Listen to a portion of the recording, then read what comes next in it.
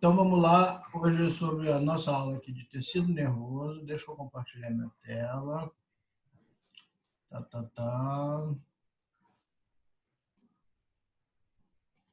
Descobri hoje de manhã como é que desenha aqui no Zoom. Já desenhei pra caramba. Enfim, então vocês estão sob risco aí de ter que aturar meus desenhos de vez em quando. Vamos lá. Então, hoje, tecido nervoso é a disciplina que estuda os tecidos, a gente chama de histologia. Então, a aula de tecido nervoso a gente poderia chamar de neurohistologia, por isso que está com esse subtítulo aí, né? Mas para a gente tanto faz aqui. Tem algumas diferençazinhas, mas para a gente não é o mais interessante aqui ver essas diferenças. Vamos começando falando de células, de maneira geral. A gente viu na aula passada que a vida começou com organismos unicelulares, organismos que eram compostos de células, e que era uma célula que fazia tudo. O nosso corpo não é assim, né? A gente sabe que a gente é formado por vários sistemas, cada um desses sistemas é formado por vários órgãos, né? E cada um desses órgãos é formado por várias células, né? Então, todos esses nossos órgãos são formados por células, né? Tem um ou outro órgão aí que pode ser formado por outros tecidos sem ser células, talvez, mas, grosso modo, todos são formados por células. A maneira pela qual essas células interagem entre si e interagem com outras células de outros sistemas, de outros órgãos, é o que vai definir a função dos órgãos. Então, uma célula de mamífero, do rim, é muito parecida com uma célula de mamífero do pulmão. Muito parecida. As duas têm núcleos, organelas citoplasmáticas, membrana citoplasmática, né? Agora, a forma pelo qual uma célula do rim está organizada, o formato dela, em alguns casos, tem células com formatos muito especiais, muito interessantes, e como ela interage com outras células, é que vai dizer que o rim faz uma coisa, funciona de uma forma, o pulmão funciona de outra forma, né? E existe aí uma relação muito clara entre forma e função. Por isso que é tão importante a gente estudar anatomia e também por isso que é importante a gente estudar neuroanatomia, porque se a gente quiser entender um pouco do funcionamento do sistema nervoso, a gente tem que começar entendendo a forma dele, qual é o formato dele, aonde ele fica, quais são as áreas que tem, para a gente depois tentar entender a função. Então, aqui tem uns exemplos, ó, são cortes de tecidos. Esse aqui é um rim, a gente tem um glomérulo renal aqui. Cada bolotinha roxa aqui, não sei se dá para ver aí, mas cada uma dessas bolotinhas é um núcleo celular, não é uma célula, não, é uma parte, né, da célula, né? Aqui a mesma coisa, um corte de pele. Também cada bolotinha dessas aqui é um núcleo de uma célula, tem até um Nzinho aqui apontando para uma delas. E aqui um aumento menor, né, de um pulmão. Também tem umas bolotinhas mais escuras, mas que estão menores, dá para ver só se a gente forçar bem a vista. Dá para a gente perceber que são várias células aqui. E olha como são diferentes. Olha como é que um pulmão é totalmente diferente da pele, totalmente diferente do rim. Por quê? Tudo é constituído essencialmente de células. Tem algumas outras proteínas fora, né, proteínas e outras estruturas fora das células, mas essencialmente são compostas de células. Agora, essas células são diferentes, interagem entre si de forma diferente. Uma tem uma função de proteção, principalmente, a outra é de excreção, principalmente, a outra é de troca gasosa, por isso elas têm que ter formatos diferentes. Beleza? No sistema nervoso, as nossas principais células são os neurônios, que vocês já certamente ouviram falar. Essas células também são especiais, assim como a célula do rim tem um formato específico para fazer uma função específica, né, diferente da célula da pele, que tinha um formato diferente para fazer uma outra função, e do pulmão, né, são os exemplos que a gente viu lá, os neurônios também são células que têm um formato específico, um formato bem diferente, né, e fazem uma função específica. Qual a função que o neurônio faz? Quem acertar ganha um ponto na, sei lá onde. Alguém quer chutar qual é a função que o neurônio faz? Ninguém? Tá bom. Então tá. A gente já viu na aula anterior as funções dos neurônios de captar informação, processar a informação e transmitir a informação, né? Como é que ele faz essa captação, principalmente a captação e a transmissão da informação? Através de uma coisa que a gente chama de potencial de ação. Tá? A gente vai falar muito superficialmente sobre potencial de ação dentro de alguns instantes, mas antes disso, vamos falar que vocês vão estudar potencial de ação melhor e mais a fundo na disciplina de fisiologia. E lá vocês vão entender como é que se processa, como é que acontece o potencial de ação e por que ele é importante.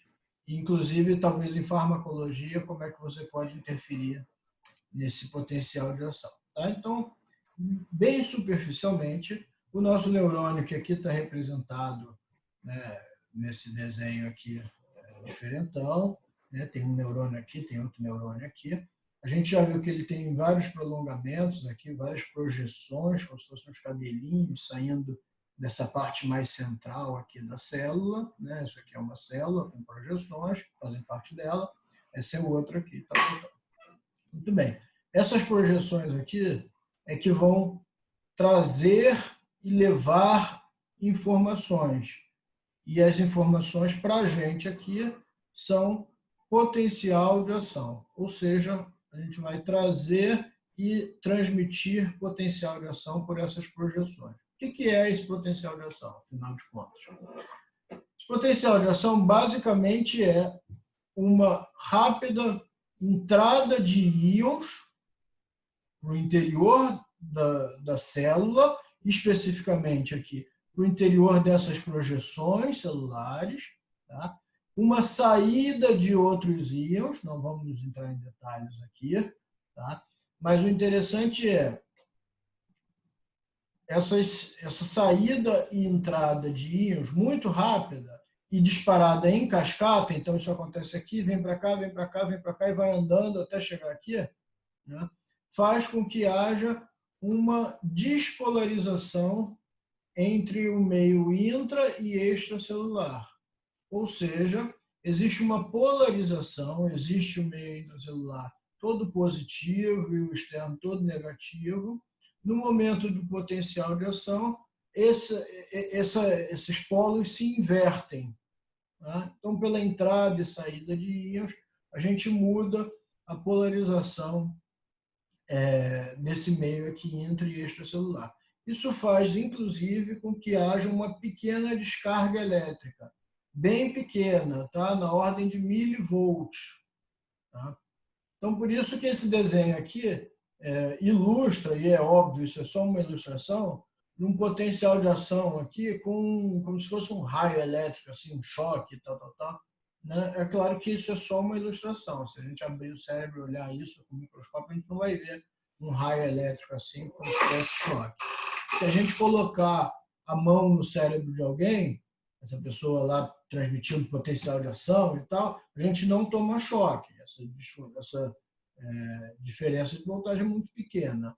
Mas, se a gente colocar um eletrodo, mesmo fora do cérebro, mesmo fora da cabeça da pessoa, assim por cima, né? E esse eletrodo tiver a capacidade de detectar diferenças elétricas pequenas, da ordem de milivoltagem, a gente consegue detectar uma maior ou menor passagem de potencial de ação ou de diferenças de carga elétrica, mesmo no interior do cérebro. Isso é usado em alguns exames de eletroencefalografia. Né? Além disso, se a gente pegar e ligar o cérebro de alguém na tomada, obviamente é uma fala bem grosseira, né? Mas se a gente realmente der uma descarga elétrica em um neurônio, esse neurônio transmite essa descarga elétrica para um próximo neurônio. Tá? Mas, obviamente, essa descarga elétrica que a gente tem que dar vai ser na mesma ordem de milivoltagens, controlada e tal, tal, tal. Isso também é utilizado em medicina para, principalmente, estudo de nervos. Então, tem um exame que é eletroneurografia, que você coloca eletrodos fora da pele, né? Também pode ser feito dentro, abrindo a pele durante algumas cirurgias, mas isso é menos comum. Mas por fora da pele você coloca eletrodos onde você sabe que passam alguns nervos, né? Dá um choquezinho controlado em cima desse nervo e vê se o músculo que é inervado por esse nervo se mexe. Né? Se mexer, ok, está tudo certo, esse nervo está funcionando bem. Se não se mexer, significa que esse nervo não está funcionando bem. Tá? Isso eventualmente acontece e esse então é um método para diagnosticar, entre outras coisas, o funcionamento de alguns nervos. Muito bem. Então entendemos então que os neurônios têm uma função básica de captar a informação e transmitir, levar essa informação de um lado para o outro. Isso é feito através desse potencial de ação.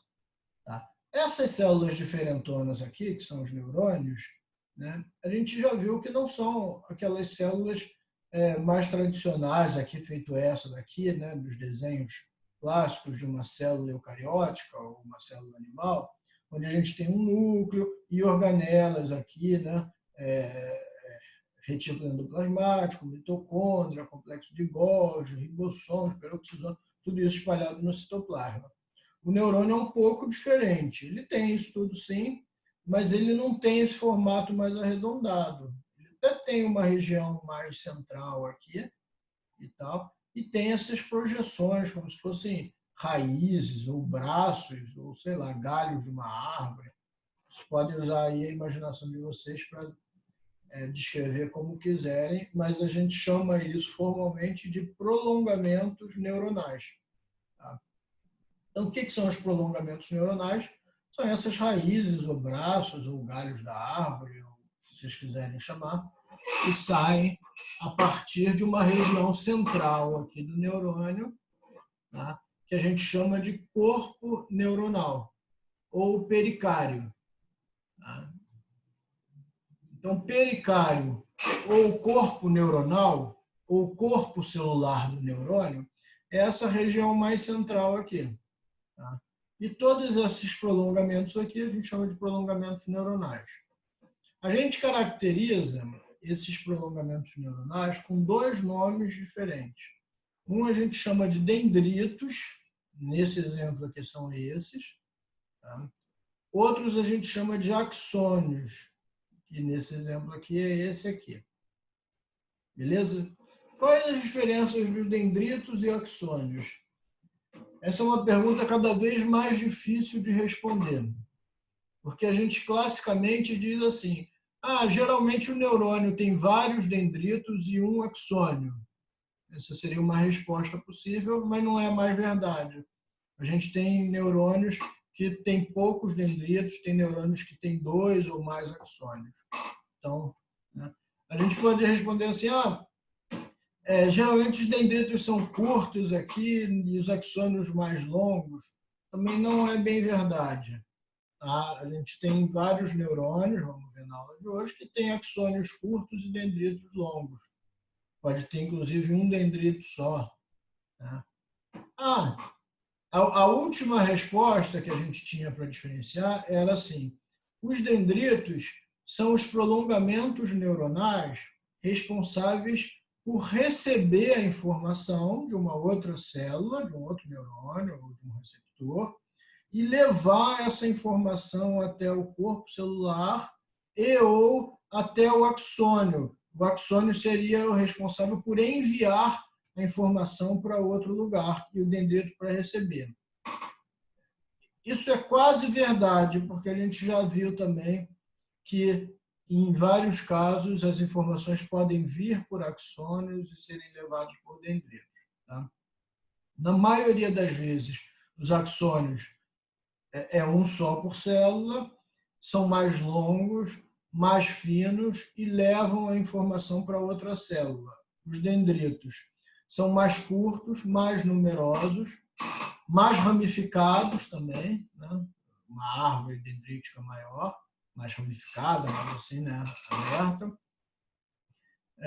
e trazem a informação de uma outra célula, né? Quer dizer, que se conectam com o axônio de uma outra célula, e o axônio dessa célula vai se conectar com um dendrito de outra célula. Mas nem tudo isso é verdade absoluta, verdade integral.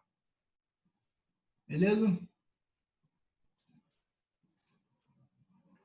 Aqui, a gente já viu numa célula comum, né? Na maioria das nossas células aí do nosso corpo, a gente tem um formato arredondado, ou cúbico, ou cilíndrico. Tem vários formatos de célula, a gente descreve isso bem em histologia. Nada disso interessa muito para a gente.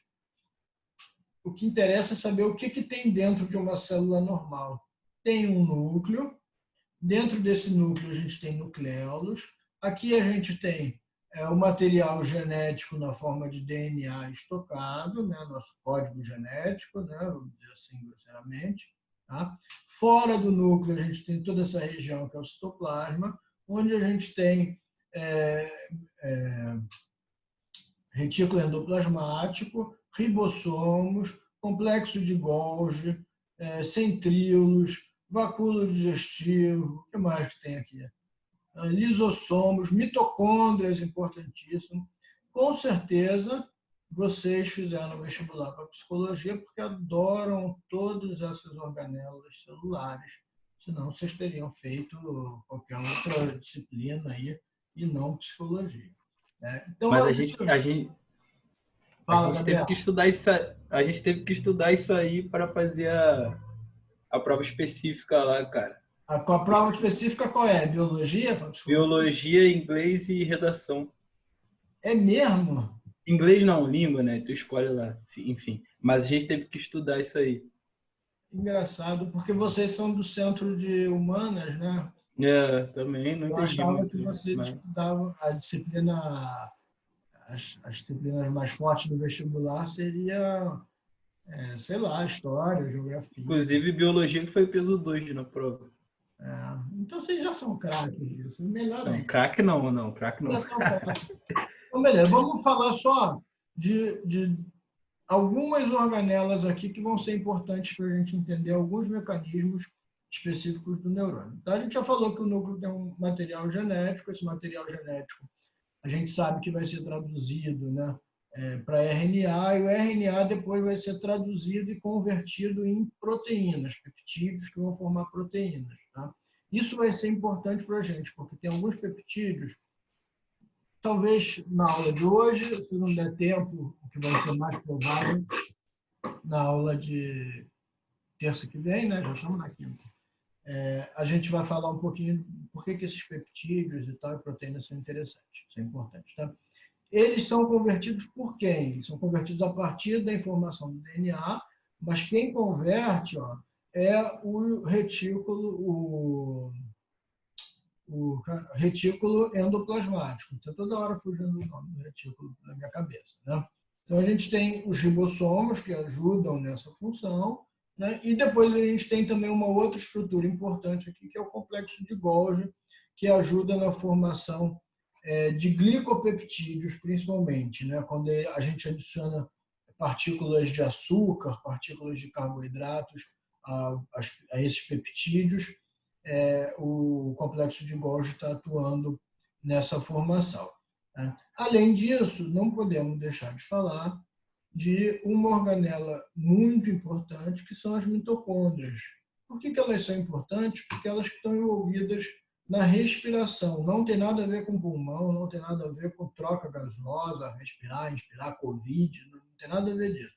Tá? Tem a ver com receber o oxigênio que veio lá do pulmão, foi levado pelo sangue até aqui e tal. Chega aqui, ela usa água e oxigênio, a água tem que ter, né? Não pode faltar água, para produzir basicamente energia, na forma de ATP, né, que para a gente no meio intracelular vai ser a nossa forma de energia para sintetizar proteínas, de energia para manter o metabolismo celular e de energia para fazer aquele potencial de ação que a gente falou.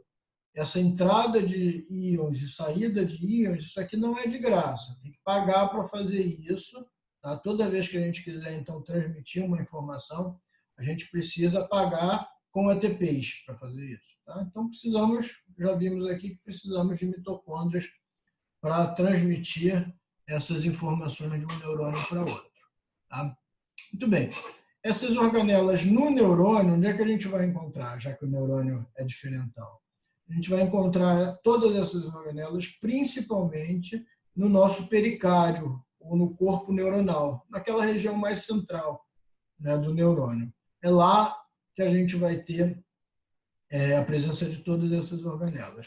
E especificamente, a cola que eu estava procurando está escrito aqui. O retículo endoplasmático, no caso dos neurônios, é abundante. O que quer dizer isso? Que tem muito retículo endoplasmático, tá? Mais do que nas outras células, de maneira geral. Por que será? Se o retículo endoplasmático é aquele responsável por pegar a informação do DNA e traduzir isso para virar, no final das contas, um peptídeo ou proteína, né? Deve ser porque a gente precisa muito desses peptídeos ou proteínas no retículo. A maior parte é rugoso, ou seja, está associado a ribossomas, de tal forma que teve um cara, muito tempo atrás, quando a gente ainda não tinha microscópios eletrônicos e tal, que entrou um cachorro na frente. Foi um gato. Ah, é gato. Eu estou com gato. É gata. Estou com o gato dos meus pais aqui e geralmente gato faz isso, querendo atenção. Faz, não nem aí, tá doido aqui. Mas esse aqui, ele se comporta, é engraçadíssimo. Ah, mas enfim, depois aqui não. a gente fala do comportamento aqui do gato. Então teve um cara que chamava Nício, que observou esses neurônios no microscópio e viu que ele tinha uns corpúsculos, uns amontoados, ele ainda não sabia o que era, depois descobriu-se que eram os retículos endoplasmáticos cheios de ribossomos e muito abundantes que davam aquela imagem. Ficou caracterizado como corpúsculos de Nício, aqueles retículos rugosos que a gente observa nos corpos neuronais. Que tem de outra coisa que tem de interessante, a gente não falou aqui, mas a gente tem, acho que nem está muito representado aqui nessas células, a gente tem só os centríolos aqui, mas a gente tem algo que mantém a forma das células, que a gente chama de cito vem de células, e esqueleto. Né? Assim como é o nosso esqueleto, que mantém o nosso formato, que mantém o formato dos nossos braços, do nosso tronco, das nossas pernas, tal. A célula também tem uma organela ou um conjunto de organelas que a gente junto chama de citoesqueleto. Então, isso é formado por microtúbulos, microfilamentos e filamentos intermediários. Então, é actina e neurofilamento para a gente não é tão interessante. Tá? No caso do neurônio, por que ele tem essa forma diferentona, com esses prolongamentos neuronais aí diferentões? Porque ele tem um esqueleto diferentão. Né? Se esses prolongamentos não tivessem esses microtúbulos, microfilamentos e filamentos intermediários, esses prolongamentos seriam molengas, cairiam. Né? Imagina a gente ter um braço, mas não ter osso no braço. Ficaria um apêndice de pele aqui horrível e tal. Não é o caso. Então, os neurônios têm também um citoesqueleto muito diferenciado. E tiveram dois caras, essa história é muito interessante, era um italiano e um espanhol, os dois anatomistas, embora naquela época os anatomistas também estudavam muito histologia, né? Mas eles iam para a mesa de secar, davam aula de secção e tal, tem vários aspectos aí, sobretudo do Santiago Ramon e Carral, e também estudaram histologia. E desenvolveram umas técnicas, né? Na verdade, o Golgi desenvolveu uma técnica de impregnar os tecidos com prata. E os tecidos impregnavam com prata porque a prata se liga a esse citoesqueleto, a essas neurofibrilas. Tá? E aí você conseguia ver o esqueleto e ver o formato da célula. O Golgi descreveu a morfologia de neurônios. Depois, o Ramon e Cajal pegou a técnica, roubou a técnica do Golgi de impregnação pela prata, estudou também os neurônios e discordou do Golgi, ainda falou que o Golgi estava errado em algumas coisas e tal. Os dois brigaram, foi uma briga feia, só que no final das contas, essa briga entre o espanhol e o italiano, para ver quem descrevia melhor e mais corretamente essas células que a gente tinha na cabeça, né, que ninguém sabia direito como é que funcionava isso, estou falando de 1800 e tanto, né? Isso fez com que se avançasse muito o conhecimento sobre os neurônios, de tal forma que eles, em 1906, dividiram o Prêmio Nobel de Medicina, o Prêmio Nobel de Fisiologia, né, que é o Prêmio Nobel de Medicina, foi dado a esses dois cidadãos aqui, que não se falavam, se odiavam. O Santiago foi em Estocolmo para receber o prêmio, todo mundo que recebe o prêmio tem que ir em Estocolmo, dar uma palestra, né, e receber lá o prêmio formalmente na Academia de Ciências sueca. E o Golgi se negou aí, porque ele se negava a dividir, a dar uma palestra junto com o Santiago. Bom, tudo bem, isso aqui não, essa história não é coisa mais para ilustrar, porque é uma história interessantíssima. Essas são imagens originais aí do Museu Cajal, são imagens do Santiago Ramon e Cajal, que apesar desse nome era uma pessoa só, né? Do Museu Cajal da Universidade de Madrid. Lá tem um museu. Isso aqui não é uma foto, porque na época a gente mal tinha microscópios, não tinha microscópio acoplado à câmera. Então, isso é um desenho que o próprio Santiago fez de neurônios do cerebelo. Tá? Então, aqui a gente tem, a gente consegue ver o corpo neuronal muito bem desenhado aqui, onde a gente tem todas as organelas. Claro que não dá para ver. O que a gente está vendo em preto aqui é o citoesqueleto impregnado por prata, e aí fica preto. Tá? Aqui a gente está vendo uma árvore dendrítica, isso tudo aqui são dendritos, todos esses prolongamentos aqui. Essa célula é uma célula muito caracterizada, muito característica do cerebelo, né, de uma região específica do cerebelo. Quando a gente vê, a gente já sabe logo, são células que a gente chama de células de Purkinje, mas, claro, são neurônios que a gente chama de células de Purkinje. Tá? E aqui a gente tem um axônio. Olha como tem um axônio só, esse axônio é longo, ele continua e tal. Isso tudo é um desenho feito à mão pelo Santiago Ramon e Cajal, de 1899. Tá? Muito bem, então a gente viu que aquelas células lá, as células de Purkinje, são essas aqui, nesse desenho aqui, aquela árvore dendrítica linda, que parece uma cabeça de medusa, e um axônio longo que vai se dirigir para fora do cerebelo. Tá? Mas então a gente sabe, mas todos os neurônios são lindos assim? Não, tem uns neurônios chatos pra caramba, feios aqui, bem simplório, parece um espermatozoide, parece um girino, né, esse neurônio aqui, não tem graça nenhuma. Tá? Então o que a gente vê aqui? Que a gente tem neurônios de diferentes formatos e também de diferentes tamanhos. Tá? Diferentes formatos, essa imagem aí já dá para ver. Mas a gente pode ver que tem alguns neurônios aí que a gente chama de piramidais. Aqui tem um, que a gente inclusive chama de neurônio piramidal, porque o corpo neuronal é meio triangular aqui, é um neurônio típico do hipocampo. Tá? A gente tem neurônios que a gente chama de piriformes, o corpo neuronal, né, é piriforme. Esse aqui é um exemplo, parece uma pera, né, mais ou menos. O corpo, né, o neurônio todo parece um girino. Esferoides são corpos mais arredondados e tal. Não, esse aqui. Estrelados seria esse aqui, são corpos neuronais. Esse seria um dos mais típicos, né? Um corpo que tem várias ramificações dendríticas, vários polos aqui saindo. Diferença no tamanho. tem neurônios cujo corpo neuronal são tão pequenos quanto 4 micrômetros, né? E outros são tão grandes quanto 120, né? Mais de 100 micrômetros. Então, o que é interessante aqui é ver como é desproporcional, né?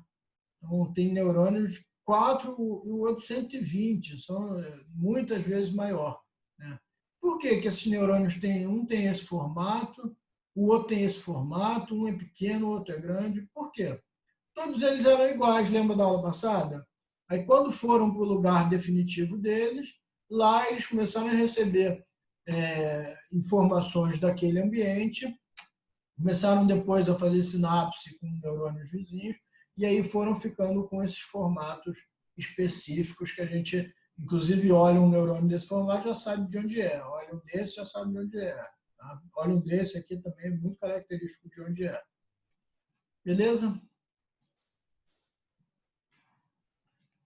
Bom, dendritos. O que a gente pode falar aqui sobre os dendritos? Os dendritos são aqueles prolongamentos neuronais, possibilitam uma expansão considerável da superfície celular. Então, uma célula redonda, feita aquelas células usuais que a gente mostrou lá, né, da pele, do fígado, do rim, tem uma certa superfície celular. Quando eu tenho um apêndice, uma projeção a partir daquilo, a superfície externa da célula, né, ou a área de membrana citoplasmática, aumenta muito. E os dendritos são os principais responsáveis por fazer essa expansão da superfície celular. Por que que isso é interessante?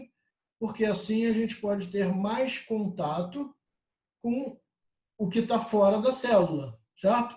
Se eu sou redondinho, eu só tenho contato com isso aqui. Mas se eu tenho uma projeção para cá, além de eu ter contato com isso daqui, eu tenho contato com tudo isso que está aqui em torno. Então, os dendritos foram uma estratégia eficiente dessa célula ao longo da evolução de poder entrar em contato com muitas outras células. Para que eu quero entrar em contato com outras células? Para poder captar e transmitir essa informação. Então, é aquela coisa. A Bianca é uma pessoa muito fofoqueira, vocês não têm noção.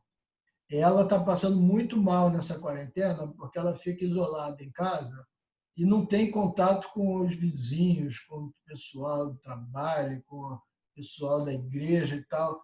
Então, ela está com pouco contato, pouca informação chega até ela, ela não tem como passar, transmitir essa informação.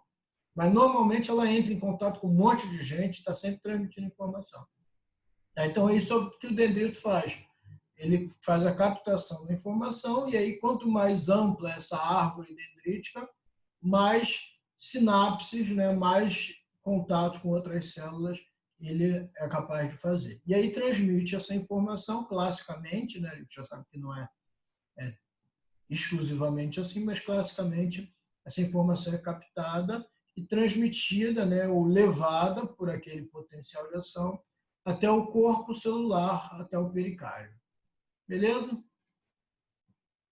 E o axônio? O axônio, que geralmente é 1 por célula, mas isso é geralmente, não é uma regra absoluta, né? Ele é o responsável por pegar aquela informação que veio lá dos dendritos, veio do corpo celular, e levar essa informação até transmitir essa informação para outro neurônio ou para outra célula de outro órgão. Tá? Como é que ele faz isso? Essa informação vai por potencial de ação, de novo, até a parte final do neurônio. Essa parte final aqui, geralmente, é ramificada também. Tem uma árvorezinha aqui de ramificação. Tá? E aqui na ponta, não sei se dá para reparar aqui, mas o axônio tem uma pequena dilataçãozinha, faz como se fosse uma bolinha aqui, um achatamento, lá no finzinho. Né? Talvez em outra imagem a gente volte a falar disso, a gente vê isso. Isso a gente chama de terminações axonais.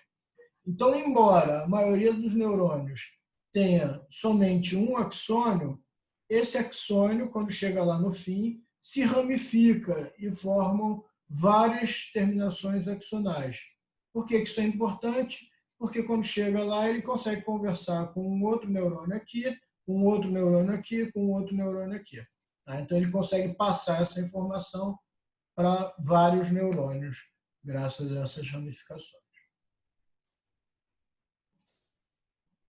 Qual é o tamanho de um neurônio, o tamanho de um axônio? Lembra que a gente falou de 4 a 120 micrômetros, mas aquele era o tamanho do corpo celular, do corpo neuronal, ou do pericárdio. Tá? A gente tem alguns axônios que têm mais de 1 metro. Mais de 1 metro. Não estou falando mentira. Nós temos, nos nossos, mesmo os baixinhos, tá? Axônios enormes, enormes. Aonde que está, professor? Eu quero ver, então. Se é 1 metro, dá para ver.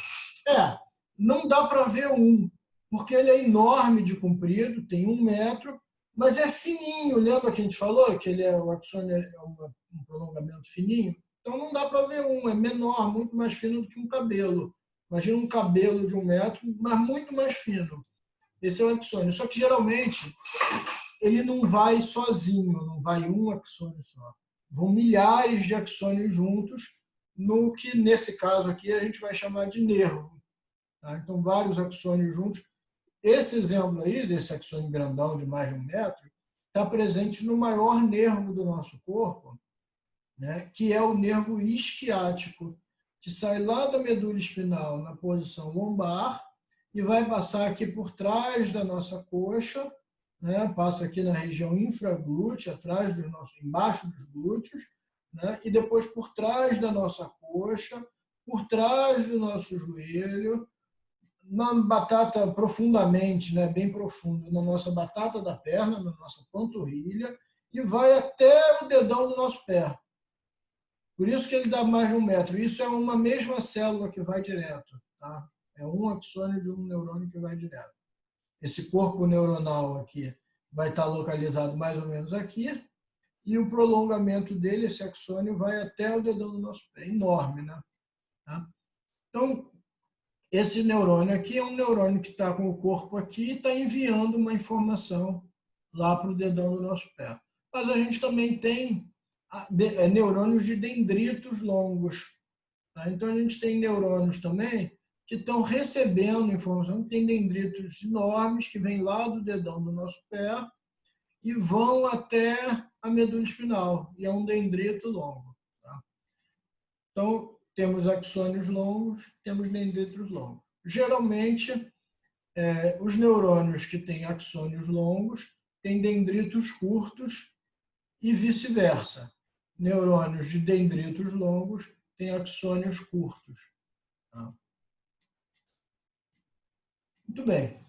Professor, mas olha só, quando eu quero mexer o dedão do meu pé, eu faço isso rapidão. Eu penso que... Gabriel quer perguntar? Pode perguntar. Pergunta aí, Gabriel. Você teria algum exemplo prático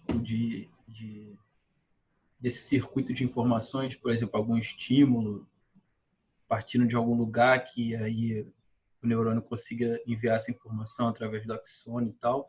Essa é a primeira pergunta. A segunda é como que esse axônio, que é tão fino, mas extenso ao mesmo tempo, ele se sustenta dentro do corpo humano?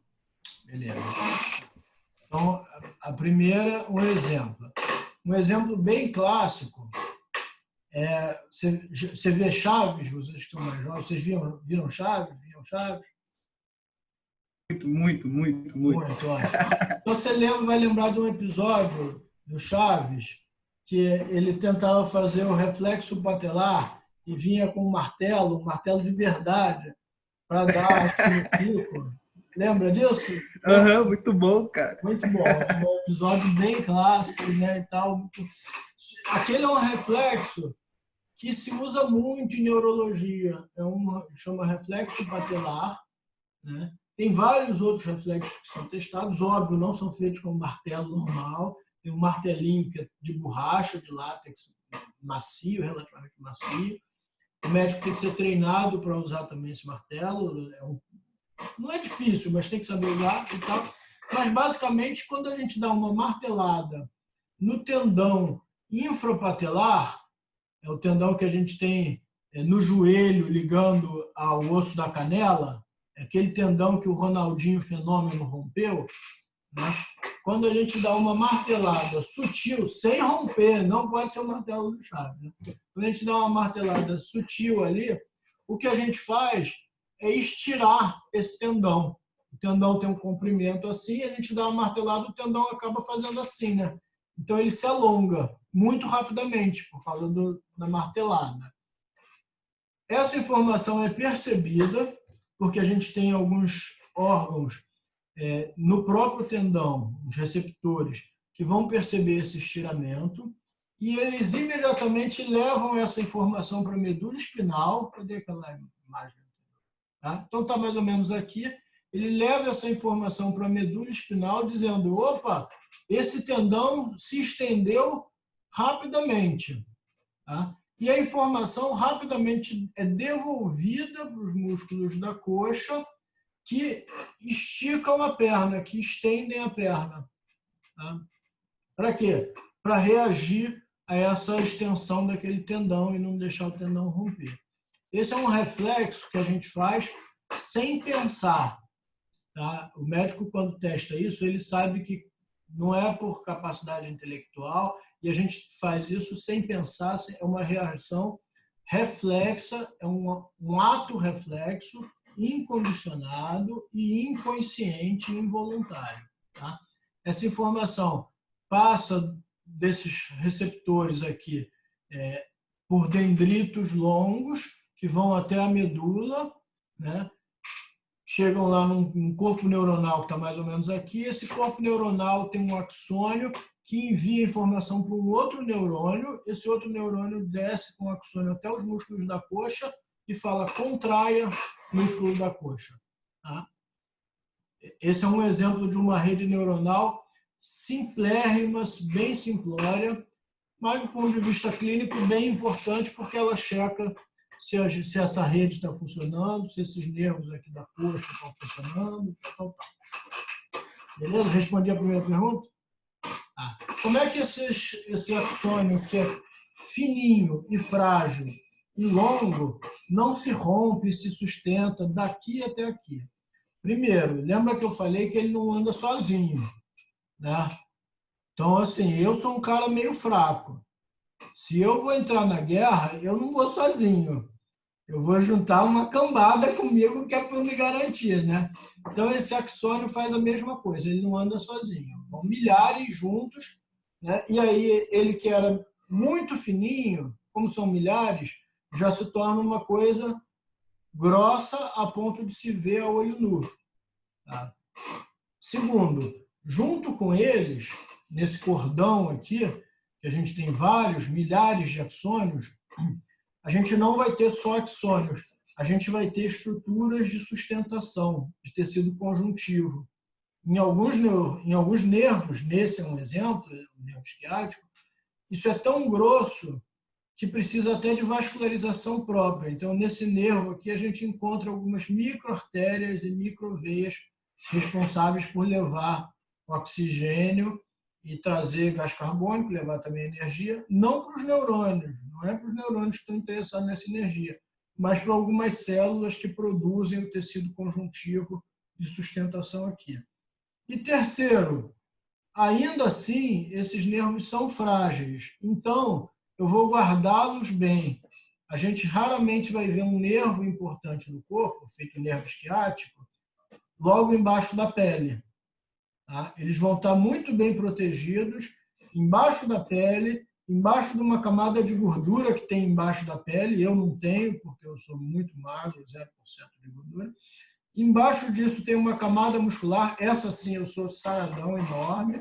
Tá? E embaixo da camada muscular é que a gente vai achar esses nervos. Então, eles ficam bem protegidos. E mais ainda, quase sempre, olha o que acontece aqui, ó, eles ficam do ladinho dos ossos. Tá? Então, os axônios são aqueles, eles sabem que são fraquinhos, que vão se romper. Se tu der um peteleco, ele vai se romper. Então, ele é aquele abusado, ele vai para a guerra, mas ele vai em galera, vai um monte de axônio junto, ele ainda pega uns capangas fortões e bota do lado, umas células de sustentação que botam colágeno, tal. E mesmo assim, quando chega lá no campo de batalha, ele não vai para a linha de frente, não. Ele fica lá no meio do pelotão, escondido e próximo, atrás do tanque. Tem um tanque lá forte, que é o osso, tal, ele fica atrás do tanque lá. Tá? Estou na guerra, estou na guerra aqui, tá? Estou no campo de batalha, mas fica lá protegidão. Por que ele fica tão protegido assim? Né? Agora, falando sério do ponto de vista evolutivo. Porque quando a gente tem uma lesão de um nervo desse, a gente sabe que tem dificuldade de cicatrização. São estruturas importantes, estruturas nobres, e que dificilmente cicatrizam. Então, se eu cortar esse nervo aqui, eu vou ter toda uma região aqui embaixo dele sem sentir e sem se movimentar. Entendeu? Ou seja, praticamente perdi a perna. Então, imagina se esse nervo tivesse mal protegido, tivesse embaixo da pele, e você leva uma pancada e corta esse nervo. Perdeu a perna toda. Não serve mais para nada essa perna e ainda atrapalha, vai ficar arrastando, vai ter outras lesões. Entendeu? Então, evolutivamente, foi muito interessante a gente proteger o nosso sistema nervoso. Foi interessante a gente fazer isso e botando as partes mais nobres do sistema nervoso mais protegidas no sistema nervoso central, a gente viu isso na filogênese, né? E também no sistema nervoso periférico, aqui composto principalmente por nervos, esses nervos também não estão por aí andando logo abaixo da pele, não. Tá? Os mais importantes, mais calibrosos, estão muito bem protegidos. Beleza? Oi? Então tá, vamos em frente. Valeu. Beleza. Agora, uma questão é a seguinte, né, que faltou você me perguntar. O médico dá essa martelada no joelho do camarada, né? Essa informação você disse que vai lá até do joelho até a medula, então sobe aí, sei lá, meio metro, e depois, pelo menos, né, nos baixinhos, e depois desce lá da medula até os músculos da coxa. Quer dizer, vai pelo menos aí mais uns 30, 40 centímetros. Né? Essa informação tem que andar 1 metro e tal. E como é que ela anda? Através de um potencial de ação que acontece aqui, depois acontece aqui, depois acontece aqui, depois acontece aqui, depois acontece assim. E aqui, sucessivamente até... cara, eu dou a martelada hoje e vou ficar esperando quanto tempo para esse músculo se contrair? Espera nada, isso é quase que automático. Por quê? Porque em vários lugares esse potencial de ação é rápido, né? Mas mais do que isso, em vários lugares, para que isso seja mais rápido, para a informação chegar daqui até aqui em milésimos de segundos, né? Um outro aspecto legal evolutivo que aconteceu foi a formação da que a gente chama de bainha de mielina, ou a mielinização dos neurônios, que são especificamente a mielinização nos prolongamentos neuronais. O corpo neuronal aqui não vai ser mielinizado, tá? Mas os prolongamentos, sim, podem ser mielinizados. O que é isso? A gente vai ter umas células que não são neurônios, são outras células, mas são células do sistema nervoso, tá? Também são células com uma origem embrionária parecida, também de neuroectoderma, né? Lembra que o neuroectoderma que deu origem a todo o sistema nervoso? Então, também vem lá do neuroectoderma, mas não são neurônios, não tem essa capacidade de transmitir potencial de ação assim tão boa. O que elas fazem? Elas têm prolongamentos celulares também, nesse caso aqui, dos oligodendrócitos, tá? Tem prolongamentos do corpo celular, e esses prolongamentos se enrolam em torno do neurônio como se fosse, sei lá, um rocambole, tá? Só que sem recheio. Então, pensa numa folha de papel, tá? Então, ó, aqui tem um axônio, aqui tem uma folha de papel, que é uma célula, e essa folha de papel vai se novelar aqui e vestir, né, envolver aqui, dando várias e várias voltas, envolve aqui o meu axônio. Entendeu? Por que isso é importante? Bom, tem um aspecto de proteção. Bom, existe uma proteção. Se eu der um tapa aqui, vai pegar nesse prolongamento e não vai pegar no axônio. Agora, mais do que isso, faz com que a velocidade do impulso nervoso ou a velocidade do potencial de ação seja acelerada tremendamente. Tá? O potencial de ação que tem que passar daqui para cá, para cá, para cá, para cá, para cá, para cá, até chegar aqui, quando chega aqui, ele não passa por essa parte toda. Ele pula para cá. E daqui pula para cá, e daqui pula para cá, pula para cá, pula para cá e já chegou. Isso faz com que a velocidade dessas fibras neuronais aqui, que tem bainha de mielina ou que são mielinizadas, seja muito maior do que a dessa daqui, por exemplo, que não tem bainha de mielina. Beleza? A bainha de mielina é formada, então, por duas células diferentes. Tá? Elas têm a mesma função, só que uma delas a gente observa fora do sistema nervoso central, nos nervos, por exemplo, e outra a gente observa dentro do sistema nervoso central. Fora do sistema nervoso central, a gente tem essas células aqui, ó, que ela não tem prolongamento celular assim, tipo essa. A célula inteira vira folha de papel e se enrola aqui no cabo do celular, entendeu? Então, a célula inteira faz aquele rocambole envolvendo um axônio. Aqui, outra célula faz isso também. Aqui, outra célula faz isso também. Essas células a gente chama de neurolemócitos ou células de Schwann, ou Schwann, né? Isso é o nome do camarada que primeiro observou e descreveu essas células. Dentro do sistema nervoso central, no cérebro, no cerebelo, na medula espinal, a bainha de mielina é formada por uma outra célula que a gente chama de oligodendrócito, né? Essa célula, sim, uma mesma célula emite vários prolongamentos que vão se novelar. Tá? E assim a gente tem a formação da bainha de mielina. Bom, um mecanismo que a gente vai falar muito rapidamente, mas que a gente não pode deixar de falar, é o que a gente chama de fluxo axoplasmático. Tá? O que quer dizer isso? Axo é de axônio, fluxo é fluxo mesmo, é algo que flui para cá e para lá. Tá? E plasmático é que é dentro da célula. Tá? Então, dentro dos axônios, a gente tem um fluxo de alguma coisa para cá e, eventualmente, para cá. Quase sempre é para cá, quase sempre é em direção do corpo celular para a terminação axonal. Que fluxo é esse? Bom, a gente já sabe que tem um citoesqueleto muito importante nos neurônios, né, que deu base aos estudos lá do Golgi e Carral, que deram o prêmio Nobel. Né? A gente está aqui representando esse citoesqueleto com essas moléculas alinhadas aqui em verde. Tá? Existem algumas proteínas que se ligam a esses túbulos aqui, que a gente vai chamar de microtúbulos, e se ligam também a umas vesículas. O que são essas vesículas? São bolotinhas envoltas por uma membrana parecida com a membrana plasmática, também uma bicapa lipídica, que foi formada geralmente a partir do retículo endoplasmático ou do complexo de Golgi. Tá? Então, geralmente, ela está cheia, internamente, essa vesícula está cheia do produto do retículo endoplasmático ou do complexo de Golgi, que a gente já sabe o que é. Né? Essas vesículas se ligam a essas proteínas aqui, essas proteínas se ligam aos microtúbulos e direcionam essas vesículas do interior do pericárdio até a terminação axonal ou no sentido contrário. Tá? Então, aqui vamos ver o que está escrito, é um mecanismo, fluxo axoplasmático é um mecanismo que possibilita o deslocamento de partículas.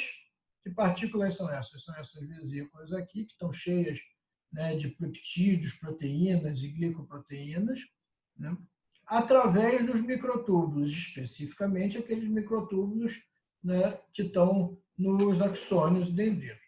Isso pode ser anterógrado. Anterógrado é quando vem do corpo celular para as terminações axonais, tá? Direção do transporte anterógrado para cá, ou pode ser retrógrado, quando vem das terminações axonais de volta para o pericárdio. Tá? Por que isso é importante? para a célula. É importante porque isso faz com que... Lembra que a gente falou que as organelas estão principalmente aqui? E elas precisam produzir proteínas, peptídeos, glicoproteínas, tal. Essas moléculas que são produzidas precisam eventualmente ser levadas até as terminações axonais. E quem leva é esse mecanismo aqui. Tá? Isso também foi explorado para alguns estudos de neurociências, mas é menos importante para a gente agora.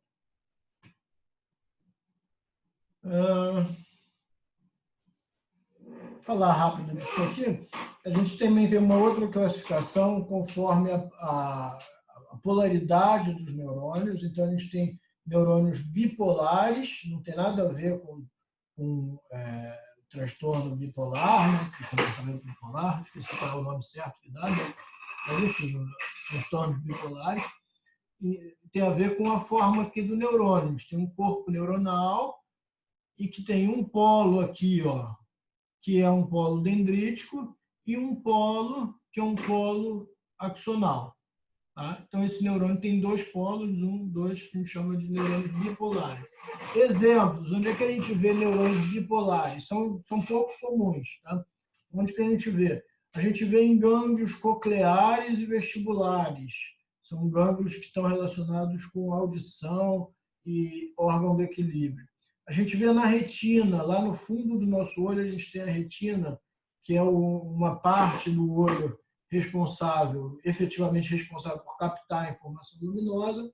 Essa informação é levada para o sistema nervoso através de um neurônio bipolar. Mucosa olfatória, no teto da nossa cavidade nasal, a gente tem neurônios, tem, na verdade, umas células modificadas. Essas células captam, se ligam a moléculas, identificam, vamos dizer assim, quais são essas moléculas, qual é o cheiro dessas moléculas, né? E transmitem essa informação para um neurônio que também é bipolar. Tá? Interessante, não tem muito a ver diretamente com a nossa disciplina, mas acho que cabe falar. O vírus que causa a Covid-19, o SARS-CoV-2, tem a capacidade de invadir esses neurônios da mucosa olfatória, né, e danificar a função deles. Por isso que algumas pessoas contaminadas com Covid apresentam perda da capacidade de sentir cheiro e também paladar. Né? Muito bem. Neurônios multipolares, a maioria dos neurônios. Por que eles são multipolares? Porque a partir do corpo neuronal, a gente tem vários polos, um aqui, outro aqui, outro aqui, outro aqui, outro aqui, outro aqui. Então, não tem dois só, tem vários, por isso multipolares. E neurônios pseudo-unipolares. O que é isso? São neurônios que também só têm localizado num lugar, nos gânglios espinais sensitivos, a gente vai falar desses gânglios mais para frente, na disciplina. Mas são neurônios que parecem que só tem um polo, né? Então eles seriam unipolares, mas é pegadinha do malandro. Esse polo único aqui logo se divide em dois. Tá? Um polo, nesse caso aqui, axonal, esse polo aqui é o axonal, e esse polo aqui é o dendrítico. Tá? Então, ele parece que tem um só, é pseudo-unipolar. Beleza, 7 horas, acho que a gente pode parar por aqui e fala de sinapse e neurotransmissores na terça que vem. Pode ser? Tá? Eu poderia até começar um pouquinho de sinapse, mas acho que vai ficar corrido e a gente aproveita para falar de sinapse e neurotransmissores na terça-feira. Beleza? Dúvidas até aí? Alguma pergunta? Professor, eu queria perguntar sobre o livro que o senhor indicou na última aula, se você tem um PDF para mandar para a gente, por favor. Bárbara. Calma aí. Deixa eu parar aqui a coisa. Deixa eu parar.